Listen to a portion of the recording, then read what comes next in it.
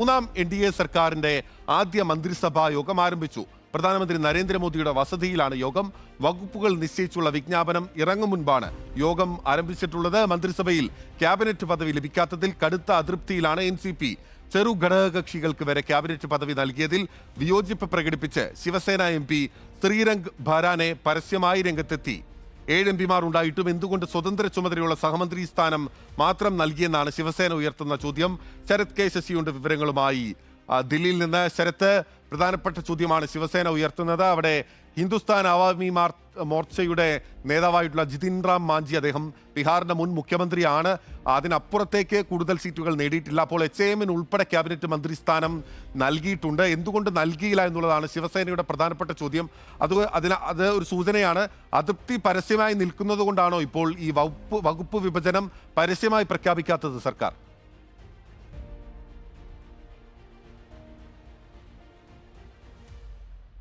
ബിനിൽ, ആ നിലയിൽ തന്നെ വേണം കണക്കാക്കാൻ. കാരണം ഒരു സർക്കാർ സത്യപ്രതിജ്ഞ ചെയ്ത് 24 മണിക്കൂർ പൂർത്തിയാകുന്നു. ഇതുവരെ വകുപ്പുകളൊന്നും നിശ്ചയിച്ചുകൊണ്ടുള്ള തീരുമാനം വരുന്നില്ല, വിജ്ഞാപനം വരുന്നില്ല.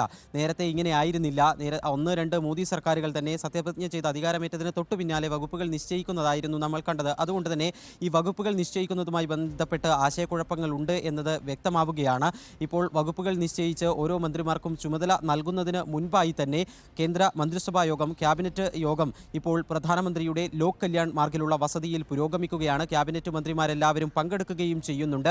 വകുപ്പുകളൊന്നും നിശ്ചയിക്കാത്തത് കൊണ്ട് തന്നെ പ്രത്യേകിച്ച് ഉള്ള അജണ്ട എന്ന് പറയുന്നത് ഒരു പക്ഷേ ഈ 100 ദിന കർമ്മ പരിപാടിയാകാനുള്ള സാധ്യതയാണ് കാണുന്നത്. നേരത്തെ തെരഞ്ഞെടുപ്പ് പ്രചാരണ പരിപാടികളുടെ സമയത്ത് തന്നെ സർക്കാർ അധികാരത്തിൽ വന്നാൽ ഒരു 100 ദിന കർമ്മ പരിപാടി നടപ്പാക്കുമെന്ന് പ്രധാനമന്ത്രി പ്രഖ്യാപിച്ചിരുന്നു. അത് സംബന്ധിച്ചിട്ടുള്ള ആലോചനകൾ തന്നെയായിരിക്കും ഉണ്ടാവുക എന്നതാണ് അറിയാൻ കഴിയുന്നത്. കൂടാതെ ഈ സർക്കാരിൻ്റെ ലോക്സഭാ സമ്മേളനം വിളിച്ചു ചേർക്കുന്നത്, 18ാം ലോക്സഭാ സമ്മേളനം വിളിച്ചു ചേർക്കുന്നതുമായി ബന്ധപ്പെട്ടിട്ടുള്ള ചർച്ചകളും ഇന്നത്തെ ക്യാബിനറ്റ് യോഗത്തിൽ ഉണ്ടാകുമെന്നതാണ് പ്രതീക്ഷിക്കുന്നത്. 18ാം തീയതി മുതൽ ലോക്സഭാ സമ്മേളനം വിളിച്ചു ചേർക്കുന്നതിന് വേണ്ടി രാഷ്ട്രപതിയോട് ആവശ്യപ്പെട്ടേക്കും എന്നതാണ് ഈ ഘട്ടത്തിൽ അറിയാനാകുന്നത്.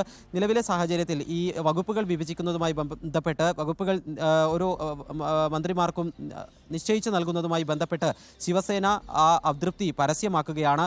അവർക്ക് അർഹമായ പരിഗണന ഈ ക്യാബിനറ്റിനകത്ത് ലഭിച്ചിട്ടില്ല എന്നത് അവർ വ്യക്തമാക്കുന്നു.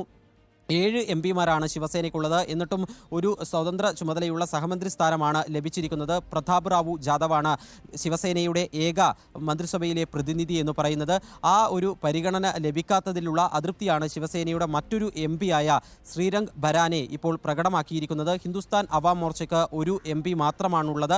ആ പാർട്ടിക്ക് ക്യാബിനറ്റ് പദവി നൽകി. JDSന് 2 MPമാർ, അവർക്കും ക്യാബിനറ്റ് പദവി നൽകി. ചിരാഗ് പാസ്വാന്റെ LJPക്ക് 5 MPമാരേ ഉള്ളൂ, അവർക്കും ക്യാബിനറ്റ് പദവി നൽകി. എന്നിട്ടും 7 MPമാരുള്ള ശിവസേനയ്ക്ക് ഒരു സഹമന്ത്രി സ്ഥാനം, അത് സ്വതന്ത്ര ചുമതലയുള്ള സഹമന്ത്രി സ്ഥാനമേ നൽകിയുള്ളൂ എന്നതാണ് ശ്രീരംഗ് ഭരാനെ ചൂണ്ടിക്കാണിക്കുന്നത്.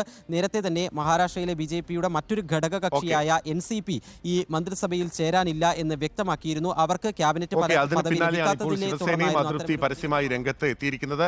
സ്വതന്ത്ര ചുമതലയുള്ള ക്യാബിനറ്റ് സ്ഥാനം ലഭിച്ചില്ല. സ്വതന്ത്ര ചുമതലയുള്ള സഹമന്ത്രി സ്ഥാനം മാത്രമാണ് ശിവസേനയ്ക്ക് ലഭിച്ചത് എന്നുള്ളത് തന്നെയാണ് അതൃപ്തിക്ക് കാരണമായി ചൂണ്ടിക്കാട്ടുന്നത്. 7 ലോക്സഭാ അംഗങ്ങൾ ഉണ്ടെങ്കിൽ പോലും ആനുപാതികമായിട്ടല്ല ഈ ക്യാബിനറ്റ് പദവികൾ വീതം വെച്ചിട്ടുള്ളത് എന്നുള്ളതാണ് ഘടകകക്ഷികൾ ഉയർത്തുന്ന പ്രധാനപ്പെട്ട ചോദ്യം. ശരത്താണ് വിവരങ്ങൾ നൽകിയത്.